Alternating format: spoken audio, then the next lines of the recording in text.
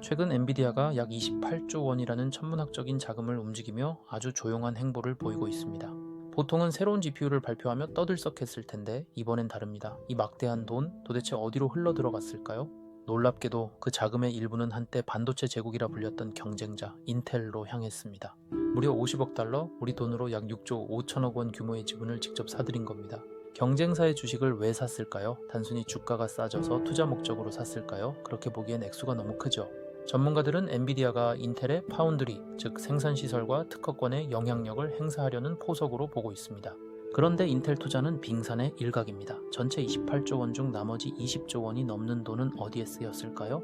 바로 스텔스 M&A입니다. 공식 발표 없이 조용히 하지만 치밀하게 유망한 기업들을 사들이고 있는 겁니다. 과거 엔비디아는 ARM이라는 거대 기업을 400억 달러에 통째로 인수하려다 규제 당국의 반대로 실패한 적이 있습니다. 그때의 학습 효과일까요? 이제는 큰 덩어리 하나를 삼키는 대신 규제망을 피할 수 있는 작은 지분 쪼개기로 전략을 바꿨습니다. 미국 FTC나 유럽연합은 당혹스러워하고 있습니다. 공시 의무를 교묘히 피한 우회적 독점 시도라며 경고음을 내고 있죠. 하지만 엔비디아는 기술 혁신을 위한 파트너십이라며 법적인 문제는 없다고 선을 긋습니다.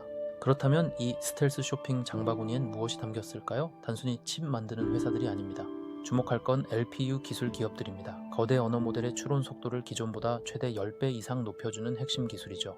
전력 소모는 30%나 줄이면서 성능은 폭발적으로 늘리는 현재 AI 시장의 가장 가려운 곳을 긁어줄 기술들입니다.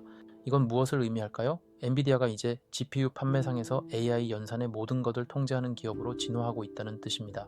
하드웨어부터 소프트웨어, 그리고 차세대 연산 기술까지 고객이 엔비디아 생태계를 벗어날 수 없도록 촘촘한 그물을 짜고 있는 겁니다.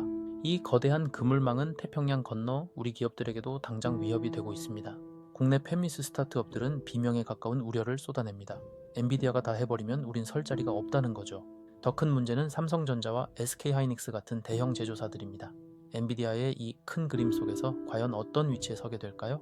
삼성전자와 SK하이닉스 입장에서 이 상황은 단순한 수주 경쟁이 아닙니다. 엔비디아가 그리는 그림 안에서 우리가 필수 파트너로 남을지 아니면 단순한 하청기지로 전락할지가 결정되는 순간이죠. 이 우려를 이해하려면 엔비디아가 최근 보여준 기이한 자금 흐름을 추적해봐야 합니다. 겉으로는 조용해 보이지만 물밑에서는 무려 28조 원이라는 거금이 움직였습니다. 약 215억 달러, 우리 돈으로 28조 원입니다. 엔비디아는 이 막대한 돈을 들여 공식 발표도 없이 이른바 스텔스 M&A를 진행했습니다. 과거 전 세계를 떠들썩하게 했던 ARM 인수 시도 금액이 400억 달러였죠. 이번엔 그 절반이 넘는 돈을 썼는데도 왜 이렇게 조용했을까요? 바로 규제 당국의 감시를 피하기 위해서입니다. 거대 기업 하나를 통째로 삼키는 대신 알짜 기술을 가진 작은 기업들의 지분을 잘게 쪼개서 매입하는 지분 분할 매수 방식을 택한 겁니다. 그렇다면 이 28조 원으로 무엇을 샀을까요? 가장 주목해야 할 건 바로 LPU, 즉 언어 처리 장치 기술입니다. 우리가 흔히 아는 GPU가 AI를 공부시키는 칩이라면 LPU는 공부한 AI가 실제로 대답하고 작동하게 하는 추론 전용 칩입니다.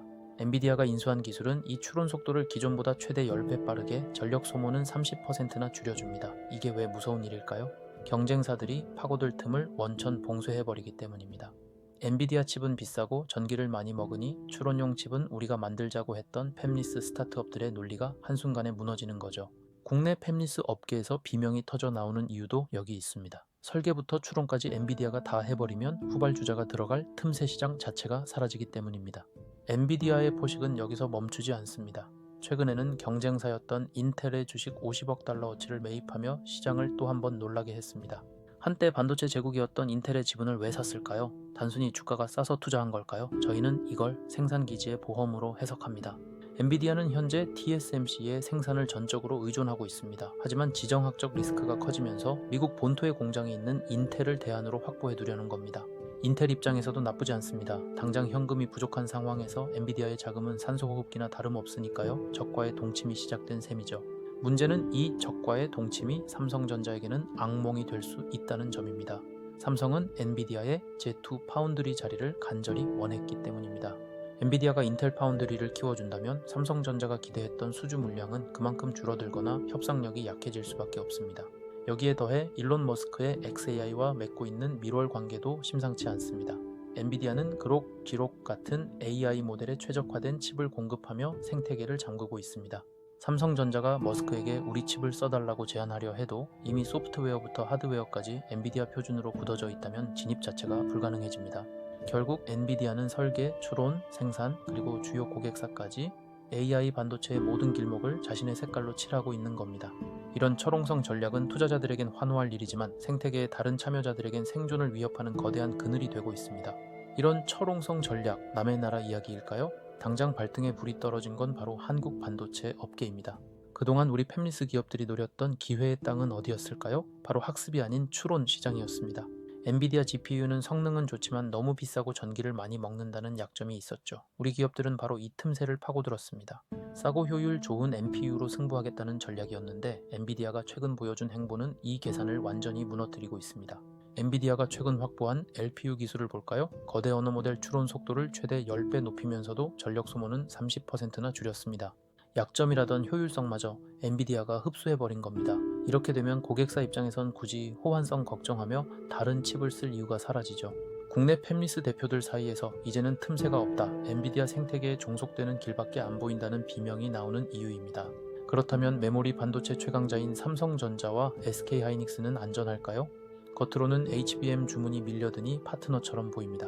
하지만 이 관계는 철저한 갑을 관계에 가깝습니다.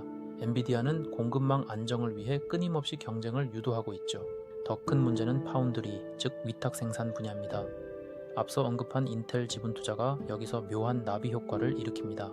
엔비디아가 인텔의 자금을 수혈하고 파운드리 협력을 강화한다면 삼성전자가 기대했던 엔비디아 물량 수준은 더 멀어질 수밖에 없습니다.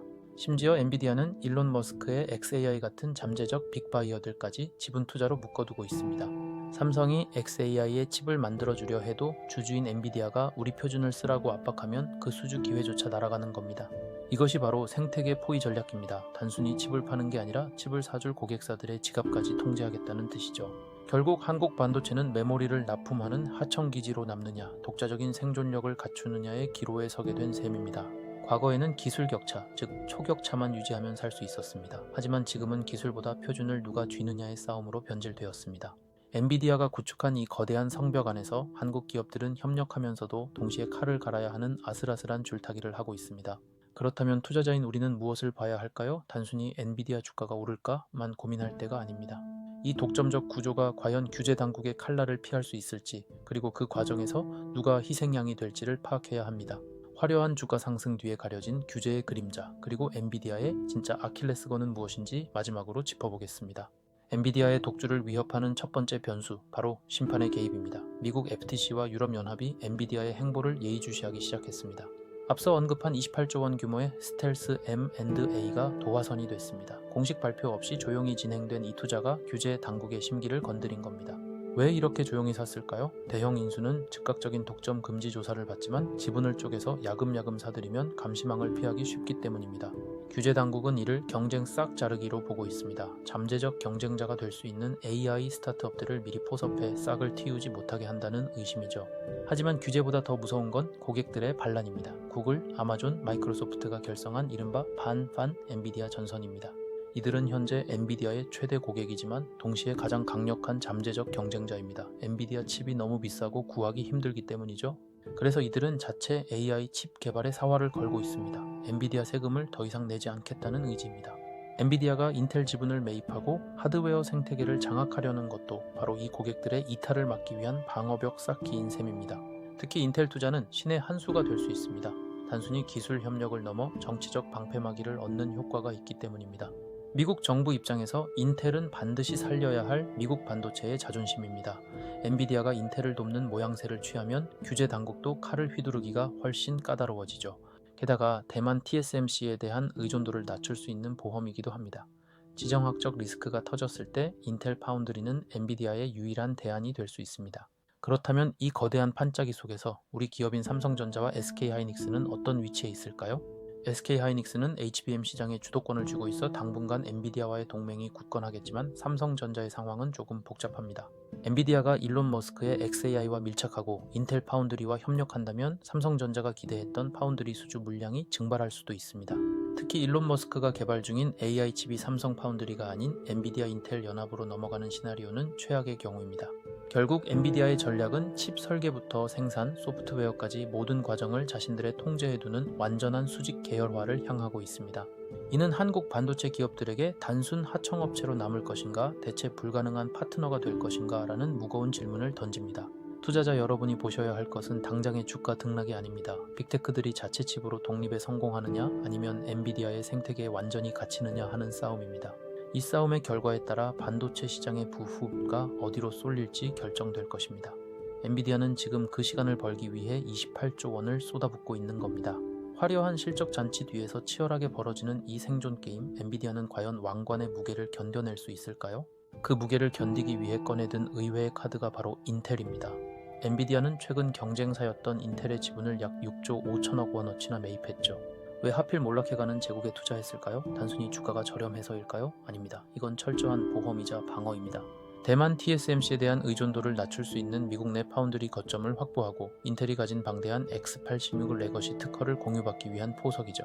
하지만 더 주목해야 할 건 수면 아래서 진행된 28조 원 규모의 스텔스 M&A입니다. 엔비디아는 조용히 그러나 아주 공격적으로 기업들을 사들이고 있습니다. 이들이 사들인 기업들의 공통점은 무엇일까요? 바로 추론과 소프트웨어입니다. 특히 LPU 기술 기업들이 핵심 타깃이죠. 기존 GPU보다 추론 속도가 10배 빠르고 전력은 30% 덜 쓰는 기술을 내재화하겠다는 겁니다. 칩만 파는 게 아니라 AI를 돌리는 효율성 자체를 팔겠다는 전략이죠. 이런 수직 계열화는 한국 반도체 기업들에겐 어떤 신호일까요? 삼성전자와 SK하이닉스 입장에선 셈법이 복잡해질 수밖에 없습니다. 지금은 HBM을 공급하는 핵심 파트너지만 엔비디아가 칩 설계부터 생산, 소프트웨어까지 모두 장악하려 한다면 우리는 단순 하청기지로 전락할 위험도 배제할 수 없습니다. 특히 삼성전자가 기대했던 그룹 같은 빅테크의 독자 칩 수주 물량마저 엔비디아의 생태계 안으로 흡수될 가능성이 생겼습니다. 결국 엔비디아는 대체 불가능한 독점을 꿈꾸고 한국 기업들은 그 안에서 생존 가능한 지분을 확보해야 하는 싸움입니다. 그렇다면 투자자인 우리는 무엇을 지켜봐야 할까요? 단순히 엔비디아 주가가 오르냐 내리냐는 이제 중요하지 않습니다. 첫째, 엔비디아의 투자 포트폴리오를 보십시오. 하드웨어가 아닌 소프트웨어 기업 비중이 늘어난다면 그건 플랫폼 기업으로 진화했다는 확실한 증거입니다. 둘째, 삼성과 SK가 엔비디아의 공급망 다변화 전략에서 어떤 위치를 점하는지 확인해야 합니다. 단순 납품이 아니라 기술 협력 레벨로 격상되는지가 관건이죠. 단기적인 등락에 일희일비하기보다 엔비디아가 구축하는 AI 표준이 어디까지 확장되는지 그 영토의 크기를 가늠해 보셔야 합니다. 엔비디아는 이제 단순한 반도체 제조사가 아닙니다. AI 시대의 전기이자 수도, 즉 인프라 그 자체가 되려 하고 있습니다. 이 거대한 전환점에서 누가 생태계의 주인이 되고 누가 종속될 것인가, 이것이 향후 10년의 부를 결정할 핵심 질문입니다. 시장의 소음보다는 기업이 그리는 큰 그림, 빅픽처에 집중하시길 바랍니다. 그래야만 위기 속에서도 기회를 잡을 수 있습니다. 저희는 앞으로도 이 치열한 기술 패권 전쟁의 이면을 숫자가 아닌 맥락으로 계속해서 분석해 드리겠습니다. 엔비디아의 독주는 언제까지 계속될까요? 그리고 그 끝엔 무엇이 기다리고 있을까요? 여러분의 생각은 어떠신가요? 지금까지 엔비디아의 새로운 전략과 시장의 흐름을 짚어봤습니다.